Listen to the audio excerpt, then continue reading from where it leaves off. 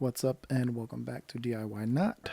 Today we're tackling the witch's altar.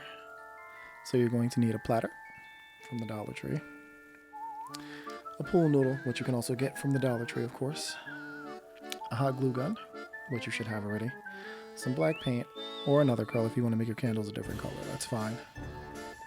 We're going to need some tea lights and we're going to begin cutting the pool noodle with the sharpest razor you have into different heights, and we're going to try and give them some different angles.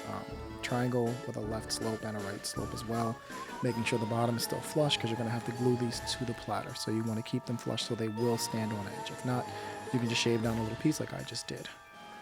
So after you have those all arranged, you're going to want to figure out how you're going to actually arrange these pool noodles now that you've sliced them.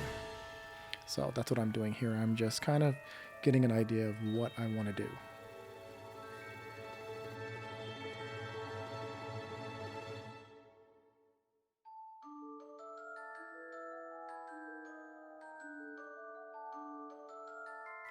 So here you'll see I'm going to start shaving down some of the candle that we've already cut because I want to give it the illusion of already burning down a bit, but I want it uneven, just a tad. So when I start adding the glue, it'll already have some sort of asymmetry. So now we're going to start putting the glue down. You want to start on a low temp, so you can just get the groundwork going on your candles and get the wax effect going. So here I'm going to just start putting the glue, and as you see, it's going to start cooling pretty quickly because it is low temp glue.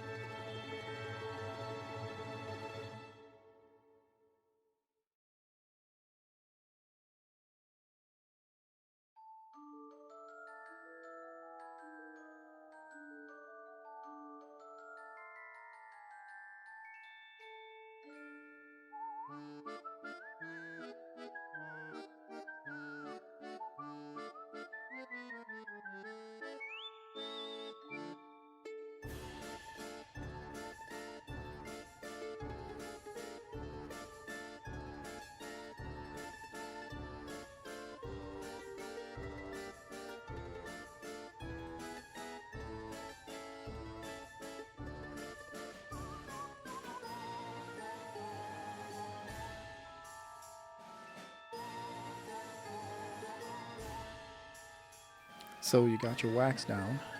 So now what you need to do is recess the inside of the candle, because when candles burn, as we know, they start to recess on the inside as well. Plus, you have to put your tea lights in there, so they have to fit. So you're going to carve around the inside.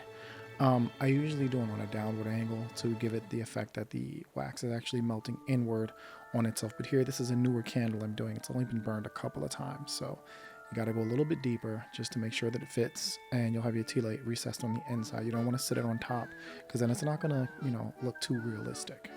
But again, this is a candle that's only burned a little bit, as you can see by the wax, so you don't want to recess it too much, and you kind of want everything to look the way it's supposed to look if it were an actual candle. Okay, so the candles are cleaned out now, so we're going to see and make sure that the light fits. Should fit nice and snug now that we've cut it just right.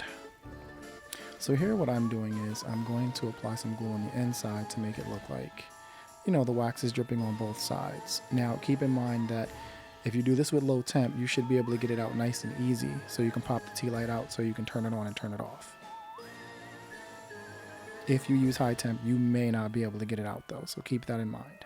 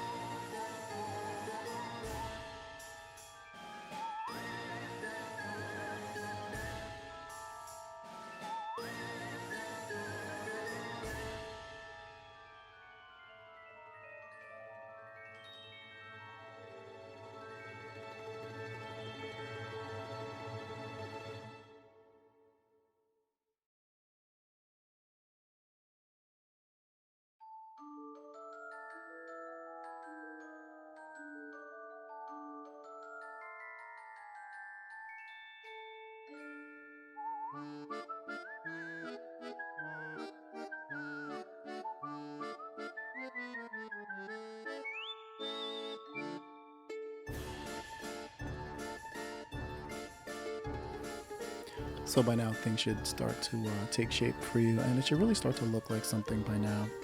So these are the older candles that have been burning the longest that we're working on here now. And as you can see, we're having larger drips. So you can just pull that in one spot. It does help to have your heat up before you start to make these larger drips. So right before you start making the larger drips, what you want to do is you want to turn the heat from high to low again. It'll start to cool, but it'll also help you control these larger drips, but so it doesn't actually melt the candle as well. As you can see here, it's nice and dry now, and it hasn't, gotten all crazy. The candle's not melted, and it looks really good.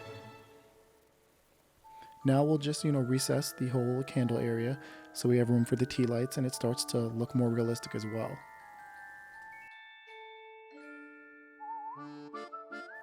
A bit of advice here, you're going to want to cut on an inward angle, so like a beveled angle when you're cutting on these larger ones to create the recess on the angled candles. So if they're sloping in, you need to cut toward the center. So you can actually, you'll see here when I pull this out now, you see now they're actually recessed the correct way. If you would have cut it straight down, you would have had kind of a misshapen hole. And you really don't want that. You want the candle to look as uniform as possible and as realistic as possible when you paint it all one color. So now we're really about to have fun with the candles. I'm going to recess this one first, and you'll see why in a second. So what I'm going to do here is, as you see, I've cut inward again. I'm not cutting straight down. You can see there's even a slope on the excess that I've cut out. So now I'm going to start heavily dropping the wax effect now. So I have just went from high heat to low heat again. Moving between the two heats helps the glue move without becoming too hot to burn the pool noodle. You don't want to do that. So I have to reload here. That's one thing. This is a very glue hungry project. So if you don't have a ton of glue sticks on hand, make sure you have some, because I went through about maybe 4 here, 5, maybe 1 pack. So now I've put a lot of glue on this one, and it'll eventually just run down on its own. And you can just let it do its thing once you have it, but you want to put it on like the lip area so it can run both ways, to simulate what a candle would have done to it anyway.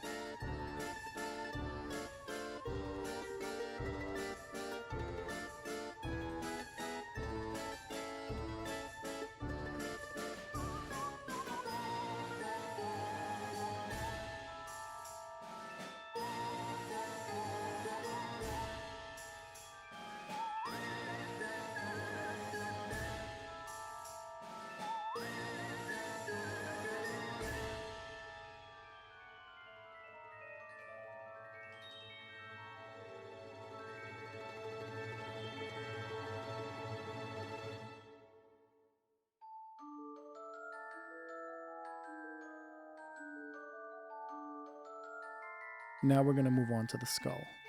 So the piece that I cut here is on a slant and it's following the slope of the skull's forehead. So now what you need to do is here I'm using a higher temp, which makes the glue a lot more runny, but it also burns the pool noodle a little bit just to make it look really old and worn, because there's only a little bit of the candle left that we're going for here. So giving it that really old worn look is going to work well here.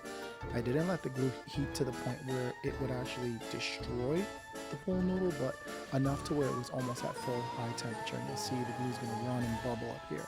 So that's just another technique that I've been using throughout as well. If you haven't noticed, you'll see it smoke a little bit as well. So once this is done getting set up, I'll let it cool for a bit, and then we're going to move on to getting everything arranged and then move on to painting.